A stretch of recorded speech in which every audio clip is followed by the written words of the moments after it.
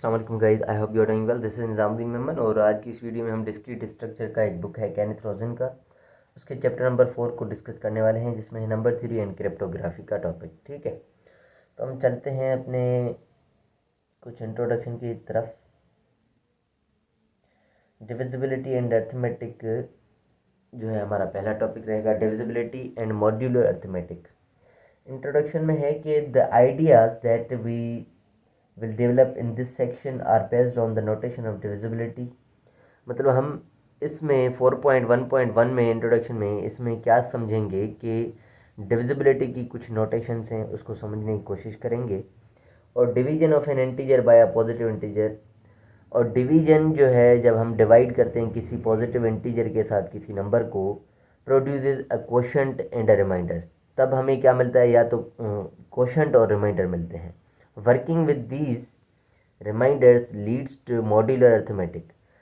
इन remainder के साथ work करने से हमें क्या कर मिलता है, मॉड्यूलर अर्थमेटिक की तरफ हम चले जाते हैं। ठीक है, which plays an important role in mathematics, जो कि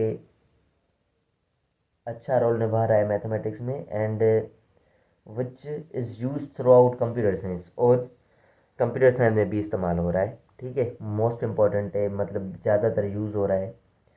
we will discuss some important applications of modular arithmetic later in this chapter.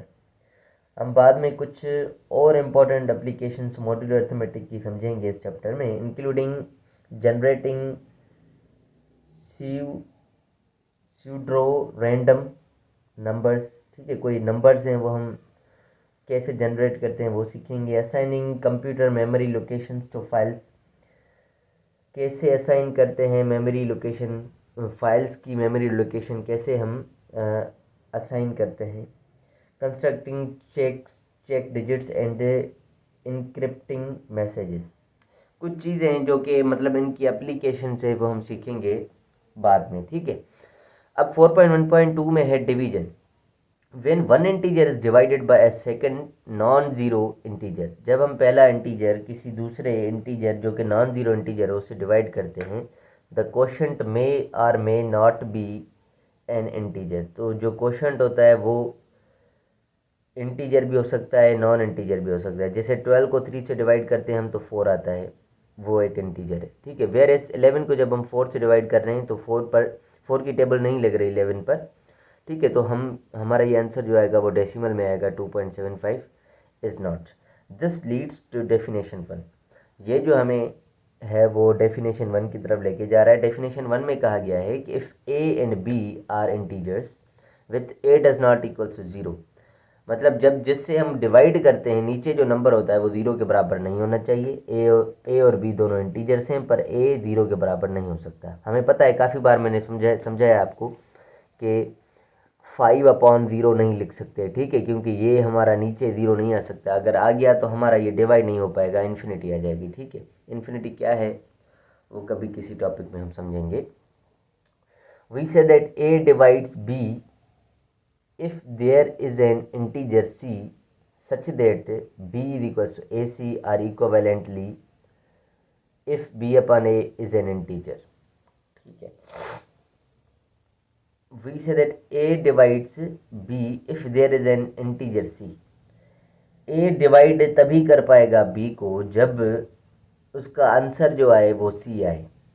ठीक है, और वो जो c है मतलब यूँ समझें कि मल्टीपल होगा, सी जो होगा वो क्या होगा, मल्टीपल होगा, या हाँ ए के साथ हम कोई भी कांस्टेंट मल्टीप्लाई करेंगे तो यूँ समझें कि उस पर टेबल लगनी है।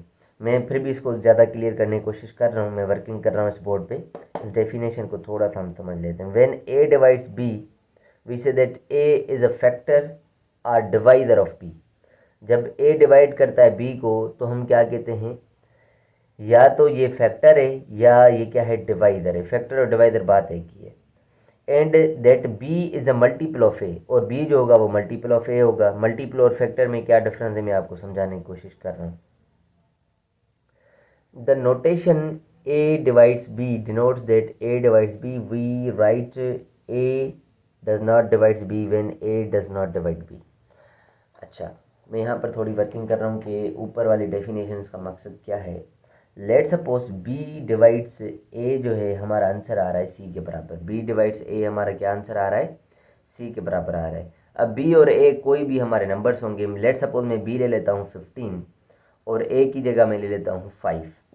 ठीक है, तो मुझे आंसर क्या मिलना है, सी 3 के बराबर मिलना है। मतलब ये बी हो गया, ये ए हो गया और ये हमारा क्या हो गया, सी हो गया। मतलब जब हम 15 को डिवाइड करेंगे 5 के साथ, 5 टाइम 3 इज़ 15, तो यहाँ पर हमारा 0 0 बचता है।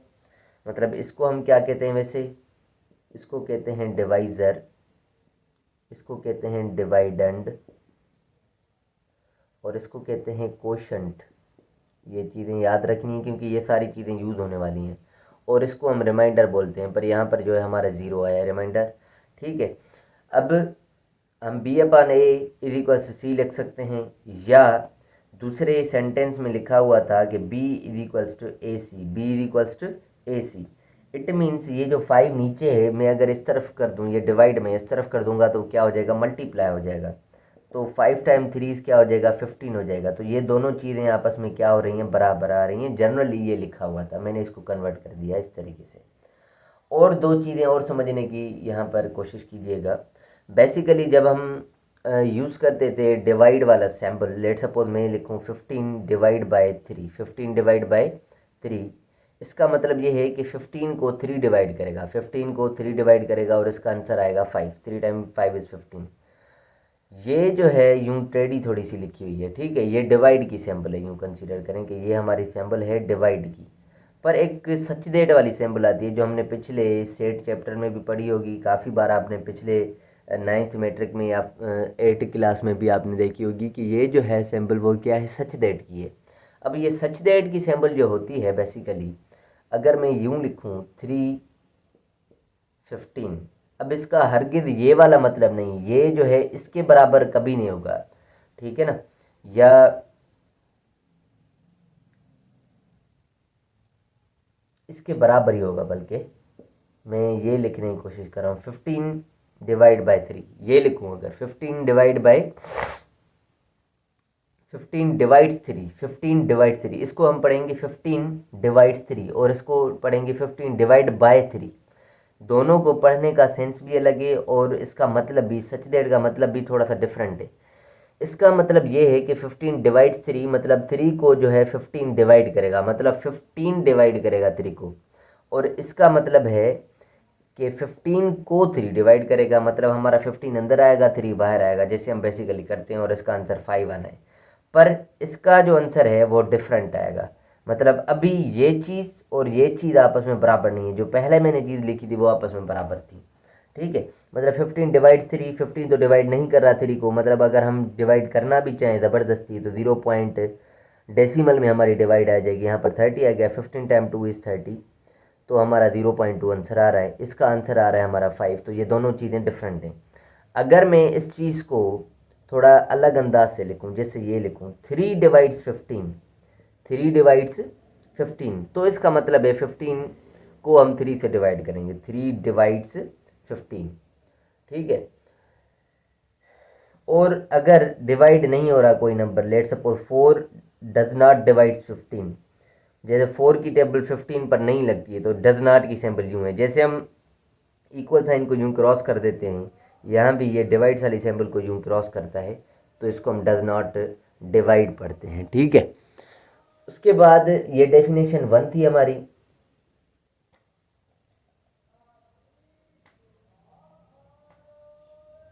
थोड़ा आगे चलते हैं, यहाँ पर